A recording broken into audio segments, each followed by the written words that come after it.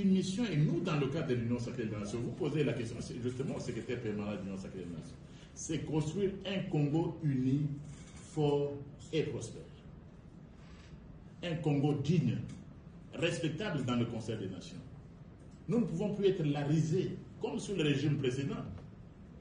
Nous ne pouvons pas continuer à être victimes de la servitude de l'étranger et d'un petit pays comme le Rwanda.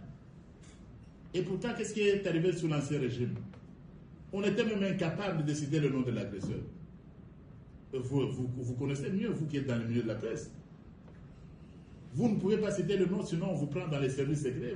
Non. Mais avec Félix Antoine Tshisekedi, nous retrouvons notre dignité contre ceux qui veulent, pour des raisons diverses, s'accaparer de notre sol. C'est pourquoi, avec lui, et on l'a souvent dit, nous mettrons fin à l'agression rwandaise. Et le compte à rebours a commencé. Le Rwanda, pour nous, c'est un État voyou. Un État voyou qui se comporte au mépris de toutes les règles du droit international, qu'il pleuve ou qu'il neige.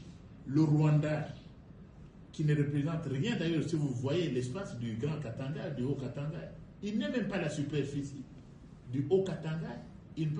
Les dirigeants rwandais ne peuvent pas continuer à nous importuner. Et c'est dommage que des compatriotes choisissent ces moments pour devenir des turiféraires de Kagame ou du régime de Kigali. Certains vont s'associer aux rebelles qui attaquent leur propre pays. Ça, la première chose, Félix Antoine Tshisekedi Tshilombo, notre président de la République, a reçu mission de mettre fin à cette opportunité. Et avec lui, nous y arrivons.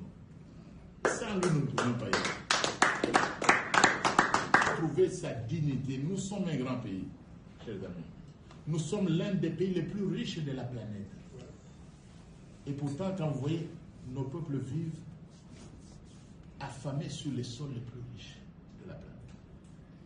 Je viens de Poitou, là, vous voyez les lacs, vous voyez ces superficies-là énormes.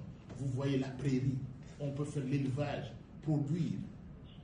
Mais on a besoin d'être libérés. Nous ne pouvons pas continuer à être nourris par la Zambie. Quelle est la surface de la Zambie, par exemple, vis-à-vis du Haut-Katanga? Nous ne pouvons pas nous le permettre. C'est une honte. Félix Tshisekedi a reçu une mission de nous débarrasser de cette honte. Que quand ça ne marche pas, non, au Katanga, le maïs, c'est parce que... Quoi? Que vaut la Zambie par rapport au Haut-Katanga?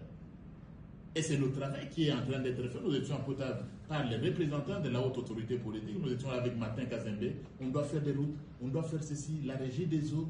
On doit transformer, améliorer les conditions de vie de notre peuple. Et cette mission-là, Félix Antoine Tshisekedi l'a reçue de son peuple et même de Dieu lui-même. Parce que tout pouvoir vient de Dieu. Donc il y a effectivement une mission qui doit accomplir, nous libérer. On doit en finir avec... Vous êtes à l'étranger, vous êtes Congolais, mais on vous pose la question, mais vous autres là-bas, hein? Un pays de 100 millions, un petit pays comme cela vous malmène éternellement. Et ça vous fait même honte. Félix Tshisekedi a mission de nous débarrasser de cette honte une fois pour toutes. Donc, jeter les bases.